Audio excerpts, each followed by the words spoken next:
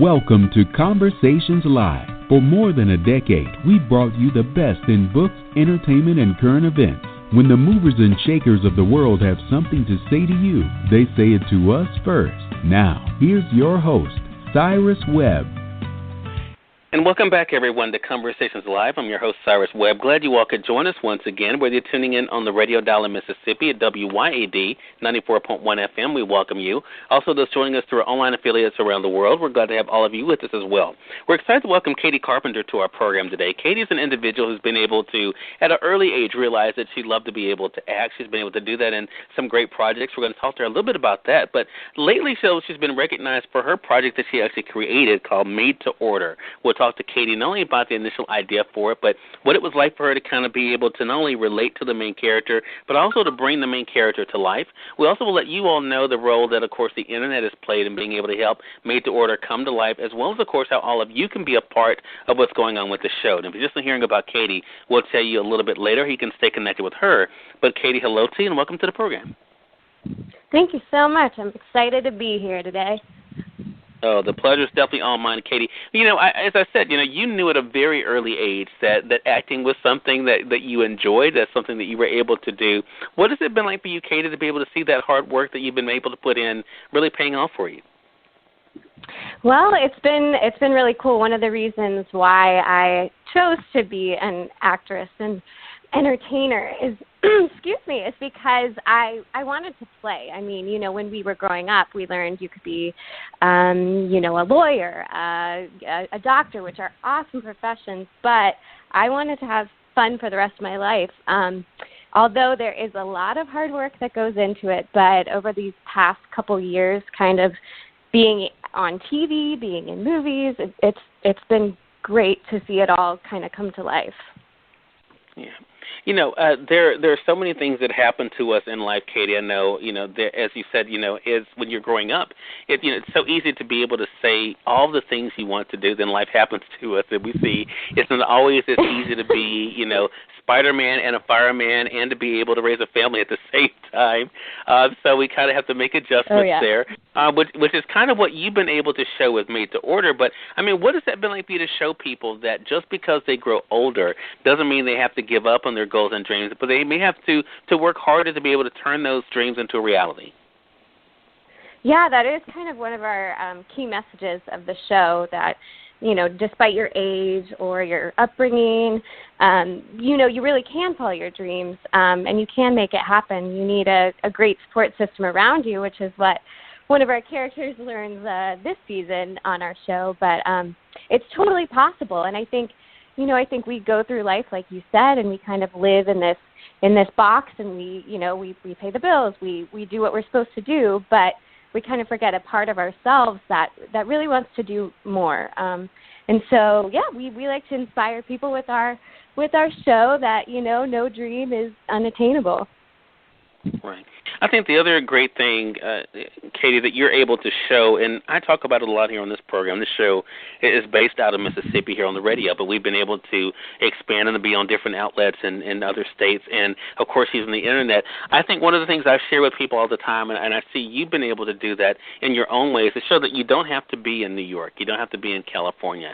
You can be able to be wherever you are, and to be able to create great content, and to be able to get attention from people around the world. I mean, what has that been like for you, not only to live, but also to share with other people? Yeah, so I grew up in North Carolina. I grew up in a tiny town, and, film or TV wasn't something that I thought would be ever something that I could do. I started in theater, and then, throughout living, I was like, you know what, why not? And what makes you unique is exactly where you come from. I live in Atlanta now, and that's where we base the show out of. That's the setting for it. That's where we shoot most of it. And we kind of embrace the culture around here because really, I mean, there's so many unique elements that this city has to offer. And wherever you are, I mean, just all the small towns of the world, there's so many cool stories to be told. Yeah. And I think that's the great thing, too. And I think to be able to look for those cool stories is something that all of us can do, again, no matter where we might be. And that, again, what makes it so great. Now, as far as going from being a part of great projects, as you've been able to do, Katie, how scary was it for you to go from being a part of someone else's production to actually creating your own? Yeah, I was lucky to have experience I was on House of Cards, and it was a very short experience because they're so efficient at shooting. But I saw how well they all worked together and how streamlined it was and how the people in charge were truly leaders. So it was a little intimidating to know that I was responsible for other people, myself and my team. But having those role models and just knowing that you have the potential to really, show people how things can be done, and really inspire them to do their own things. I mean, anyone who works with us, we say, let us know when you're doing your own thing. We would be happy to help. We're happy to, share in the bounty. Yeah. And I think that's the great thing for sure. And that teamwork, that nucleus is so important. Even Margo, we see in Made to Order, has her own sidekick. Take us into how the idea, and I've kind of alluded to it, but take us into how the idea for Made to Order kind of came about, Katie. Yeah, so I moved to Atlanta, and it was the first big city that I ever lived in. And obviously the goal was to be an actress, but what they don't tell you is that there are tons of years of the grind, of auditioning, of waitressing or doing side jobs or whatever to help you get there, and support yourself in the meantime. So I would cruise Craigslist, and I would look for gigs, and I would meet strangers, and usually, it was actress related, but there were several weird experiences that I had, for sure. And one of the ads that I saw, there's tons of them out there that advertise for, fantasy maids, maids who dress up in, sexy outfits or even weird outfits and clean your house. And I was like, oh, that pays so good. Maybe I should do it. And then I was like, no, I don't think I would. But I bet I can create somebody who would do that. So that's kind of how the whole story came about. And I was also kind of frustrated with the auditions that I was getting as an actress because especially kind of when you're unknown or when you're in a certain age range, it's just kind of limited. And so I was reading for nurse, girlfriend, it was roles that were dependent on a male lead or whatever.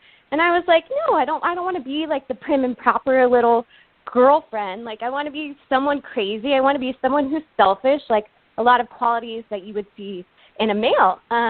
So I talked with my team, and I wrote a pilot. We had some awesome people help us film it, and that's how it all began. And, of course, a big part of what you were able to do, Katie, was being able to use the crowdfunding site Kickstarter. I want to talk to you more about that and what it was like for you to see the overwhelming support. I want to say, for those who are just tuning in, either on the radio side or online, you're listening to Conversations Live. We're excited to welcome Katie Carpenter to our program today. She's an actress as well as the creator of the web series called Made to Order. We'll tell you a little bit later how you can stay connected with Katie and the series. So, as I said, you took to Kickstarter. And there's a lot of different crowdfunding sites out there, but Kickstarter worked for you. You did an amazing video that I had a chance to watch as I was prepping for this segment, and you set this goal. What was it like for you to not only to reach your goal, but then to surpass that goal that you had set for yourself? It was awesome. It's a tough experience when you don't have kind of previous work to show people because they're trusting you with their funds. So it's important that you do have some sort of video or some sort of experience to kind of tell them it's going to be good. I promise. You're in good hands. This is something you want to be a part of. And so we had a lot of support from our family and friends mostly, those are the ones who helped us really more than strangers even. Were our aunts, our uncles, those of us, those who have seen us throughout the years kind of on stage or trying to follow our dream, and they were so willing to help us out. And and allow us to reach that goal, which was very helpful in shooting the first season. As I'm sure you know, things aren't free, so it was great to have some funds to help us, make the best season we could. Yeah. The other reason why I wanted to bring that up, Katie, is because I think it's one thing, and I've heard authors talk about this a lot, about the solitary experience of creating. I mean, I can imagine with creating something like this, I mean, there you are kind of doing this thing, even though you have the support, you're creating this thing.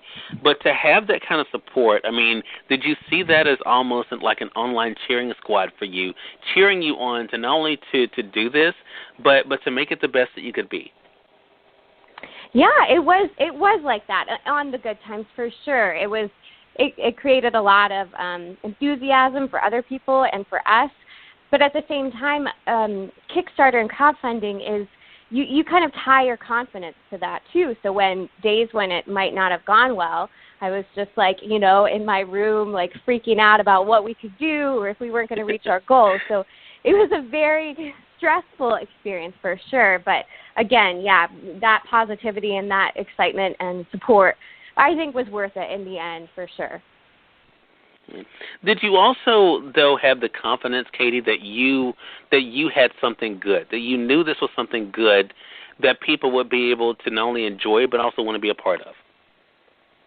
Yeah, when I shared the script with several people, and it's not something I'd ever done before. I mean, this is the first kind of undertaking I had where I wrote something, created the idea, created the world. So it's a very vulnerable place to be. But getting the feedback from the scripts that people were, this is really funny. Like, I like these characters. Like, this is a cool story. Like, I would watch something like this. That also encouraged me to be like, all right, so it's not just me who thinks this is funny or good. So yeah, having that support from people really kind of inspired me to, go out on a limb with again, my team and make it happen. Right. And that's exactly what you were able to make happen. And one of the things that you also said in that video as you were kind of announcing the campaign, Katie, was, of course, the role of social media. Did you always know that, especially it being a web series, of course, it being, really on new media, that you had to be able to use social media to be able to not only get the word out, but also to get the public involved? Oh, absolutely. I mean, this is an age like no other. I mean, people wake up in the mornings and they go to Instagram or Facebook. That's where we put a lot of our time and attention now. So, yeah, I had a feeling that was going to be really essential in marketing ourselves. Plus, the people that would watch the show, in our mind at least, were going to be active social media users like myself. So yeah, we absolutely kind of use that as a tool to help kind of get the word out about our show. Right, and that's been the great thing. So let's talk about, as you were able to look at the first season. I mean, what was that like for you? Did you keep having those pinch me moments, Katie, as it was kind of not only coming to life, but also the feedback was coming in? Yeah, our premiere of the first episode of season 1, we actually had a bunch of people over in our backyard, some people who worked on it, some people who just kind of lived around, and they watched it. And hearing those laughs come where they were supposed to was amazing. I mean, it was so cool to see all that pay off. And then as the other episodes came out, there was more excitement, and then the finale episode, being as epic as we think it was just, again, it was just like seeing our dreams realized. And what was cool too, what was even cooler, is that after that came out, people contacted me and said, they loved the show, but also that because of what we did, they were inspired to do their own project, which I thought was really amazing, because they were like, I've watched you, I followed you, I know how hard you've worked, and I think I'm going to try my own thing too. And I'm so supportive of that. I don't think as an artist you should ever kind of tear someone down for wanting to do their own thing, or about getting a job and you didn't get it and you were both up for it. There's so much work to go around and there's so many rewards for everyone. So yeah, that was a really cool part about it. Right. And I think it has to be great for other people now to be able to see it and also to realize what's possible for them. I want to talk more about that aspect. You mentioned earlier, Katie, about the next season. Did you go into this knowing that you wanted to kind of up the ante when it came to season 2, and where you going to take Margo and the adventures next? Yeah, we had some ideas for season 2, and they kind of fell into place just with certain actors we wanted to use, and with actually our other lead actress is in LA now, so we were like, all right, we gotta figure out how to make this work, but also make it even better quality and more interesting and funnier than last season. So the writers were like essential in making that happen, as well as Kendra and Kevin, our other producers. So yeah, we all kind of got our heads together and we're like, all right, last season we did a lot. Our episodes were kind of standalone, and we were like, we're going to make it be like a real TV series this season. We're going to have, one episode lead to the next, and there's a cliffhanger, and you want to see what happens. So it kind of all worked out so great, and the characters came to life, and then we had actors bring them to life.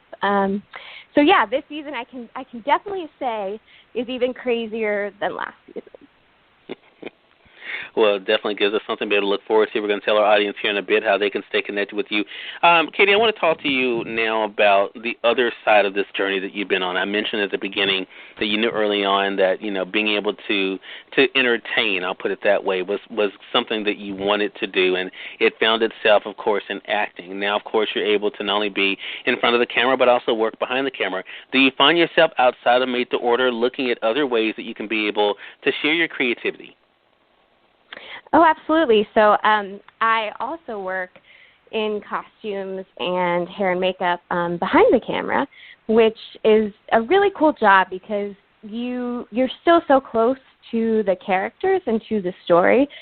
So even if I'm not in front of the camera and I'm not bringing a character to life with my physical being, I still get to, talk with the actors, talk with the directors, and make sure that character is clear and that character is fully formed with how they look, with their clothes, with their hairstyle, with their makeup. So that's been a really cool part about doing all this too. I love that side of it too, because again, you still get to be on set, you still get to be involved in the creative process. So that's also super fulfilling. Yeah. Well, I think, the other great thing about that is that it really shows other people what is possible for them. And, Katie, is that what you hope, too, that people will look at what you're able to do, look at what Margo's able to do, and to realize that, again, the work for the dream is definitely worthwhile, and there's no limit to how far it can go.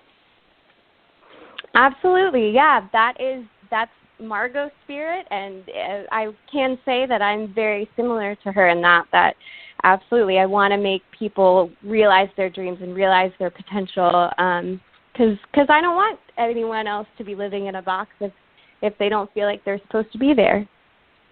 Yeah. Well, it's a great thing that you've been able to do. Congratulations to you, Katie, on the success of Made to Order, but also in what it's been like for you to do what you love, and then, of course, you'll be able to see the response. Again, everyone, Katie Carpenter has been our guest. She's not only an actress, but also the creator of the web series Made to Order. So, Katie, let our audience know how can they stay connected with you, as well as keep up with the updates on Made to Order. Absolutely. Thank you so much for having me.